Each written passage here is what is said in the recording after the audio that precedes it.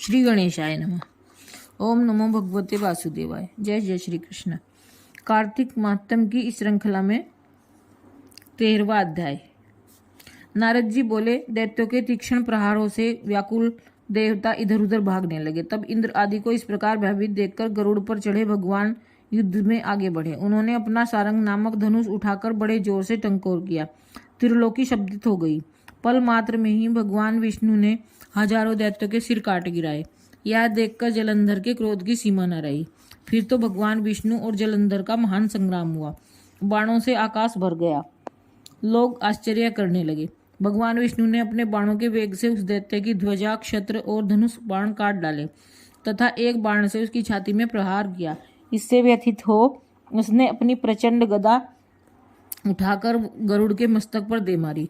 गरुड़ पृथ्वी पर गिर पड़ा। साथ ही क्रोध से उस दैत्य ने होठ काटे और भगवान विष्णु की छाती में भी एक तीक्ष्ण बाण मारा। उसके उत्तर में भगवान विष्णु ने उसकी गदा काट दी और अपने सारंग धनुष पर बाण चढ़ाकर उसको बींधना प्रारंभ किया। जलंधर भी उन पर अपने पैने बाण बरसाने लगा।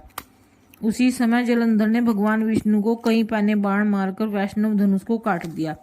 धनुष कट जाने पर भगवान ने गदा ग्रहण कर ली और शीघ्र ही जलंधर को खींचकर मारी भी, परंतु उस अग्निवत अमोघ गदा की मार से भी वह चलायमान न हुआ और मदोन्मत्त हाथी के समान उसे यानी गदा की मार को फूल की माला ही जाना। साथ ही उस युद्ध दुर्मुद ने अत्यंत ही क्रुद्ध होकर एक अग्निमुख त्रिशूल उठाकर विष्णु पर छोड़ दिया। भगवान विष्णु ने शिव के चरणों का स्मरण कर नंदक नामक त्रिशूल से उसके त्रिशूल को छेद दिया। जलंधर ने झटककर भगवान विष्णु की छाती में एक मुष्टिक मारा।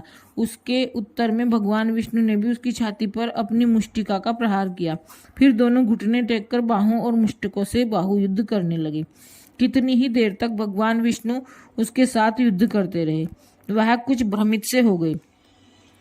तब सर्वश्रेष्ठ मायावी भगवान उस दैत्यराज से मेघ वाणी में बोले, हे रण दुर्मम दैत्य श्रेष्ठ, तू धन्य है जो इस महायुद्ध में इतने बड़े बड़े आयुधों से भी भयभीत न हुआ।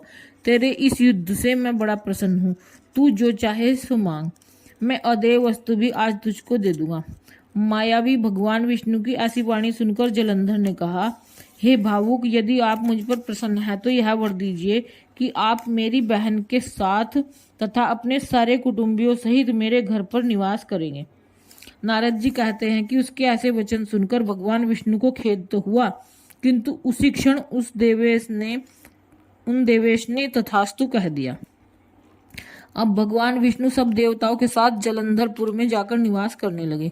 जलंधर अपनी बहन लक्ष्मी और देवताओं सहित भगवान विष्णु को वहां पाकर बड़ा प्रसन्न हुआ।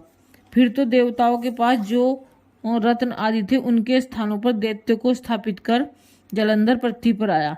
निशुंभ को पाताल में स्थापित कर दिया और देव, दानव, यक्ष, गंधर्व, सर्प, राक्षस, मनुष्य आदि सबको अपना वशवर्ती बनाकर त्रिभुवन पर शासन करने लगा।